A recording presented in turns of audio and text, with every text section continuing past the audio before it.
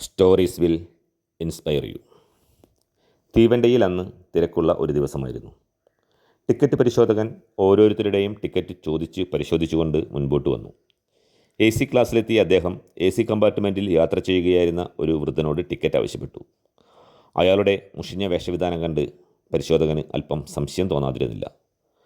വൃദ്ധൻ തൻ്റെ ബാഗിനുള്ളിൽ ടിക്കറ്റ് തിരയാൻ തുടങ്ങി. കുറേ നേരമായിട്ടും വൃദ്ധന് ടിക്കറ്റ് കണ്ടെത്താനായില്ല. ഞാൻ ടിക്കറ്റ് ഇവിടെ എവിടെയോ വെച്ചിരുന്നു എന്ന് വൃദ്ധൻ പറഞ്ഞു. എങ്കിൽ വേഗമൊന്ന് എടുത്തു കാണിക്ക്, എനിക്കിനിയും കുറേ പരിശോധിക്കാനുണ്ട്.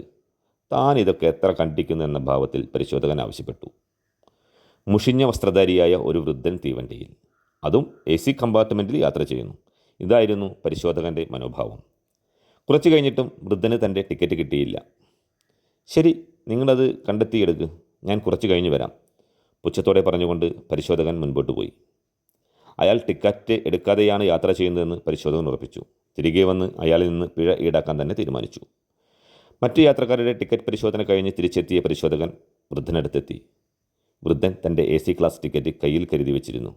പരിശോധകന് വളരെ കുറ്റബോധം തോന്നി. കഷ്ടമായി പോയി. ഒറ്റ നോട്ടത്തിൽ അയാളെ ഞാൻ വിലയിരുത്താൻ പാടില്ലായിരുന്നു, പരിശോധകൻ വിചാരിച്ചു. തീവണ്ടി സ്റ്റേഷനിലെത്തിയപ്പോൾ വൃദ്ധനെ പുറത്തിറങ്ങുവാൻ പരിശോധകൻ സഹായിച്ചു. പുറത്തിറങ്ങിയതും തൻ്റെ ലഗേജ് എടുക്കാൻ ഒരു ചുമട്ടുകാരനെ വൃദ്ധൻ വിളിച്ചു. ചുമട്ടുകാരൻ വേഗം ഓടിയെത്തി വൃദ്ധൻ്റെ ലഗേജ് തലയിലേറ്റി. അപ്പോഴാണ് അടുത്ത കമ്പാർട്ട്മെൻറ്റിൽ നിന്നും ഭംഗിയായി വസ്ത്രധാരണം ചെയ്ത ഒരു സ്ത്രീ കൂലി എന്ന് വിളിക്കുന്നത് കേട്ടത്. ചുമട്ടുകാരൻ ഉടൻ തന്നെ തൻ്റെ തലയിൽ നിന്നും വൃദ്ധൻ്റെ ലഗേജ് ഇറക്കി വെച്ച് നേരെ ആ സ്ത്രീയുടെ അടുത്തേക്ക് പോയി. പിന്നീട് അവരുടെ ലഗേജ് തലയിൽ വെച്ച് അവരോടൊപ്പം പുറത്തേക്ക് നടന്നുപോയി.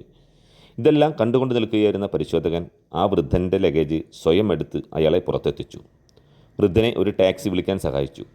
ടാക്സിയിൽ കയറും മുൻപ് വൃദ്ധൻ പരിശോധകന് നന്ദി പറഞ്ഞുകൊണ്ട് ഒരു 100 രൂപ നോട്ട് അദ്ദേഹത്തെ ഏൽപ്പിച്ചുകൊണ്ട് പറഞ്ഞു, ഇത് താങ്കൾ ആ ചുമട്ടുകാരനെ ഏൽപ്പിക്കണം. എന്നിട്ട് ആരെയും അവരുടെ വേഷം മാത്രം നോക്കി വിലയിരുത്തരുതെന്ന് പറഞ്ഞു കൊടുക്കണം. പരിശോധകന് ആ കാര്യത്തിൽ ഒട്ടും സംശയമില്ലായിരുന്നു. അയാൾക്കും ചുമട്ടുകാരൻ ചെയ്ത പ്രവൃത്തി ഇഷ്ടമായിരുന്നില്ല. തിരികെ സ്റ്റേഷനിൽ കയറിയ പരിശോധകൻ ചുമട്ടുകാരനെ തിരഞ്ഞു.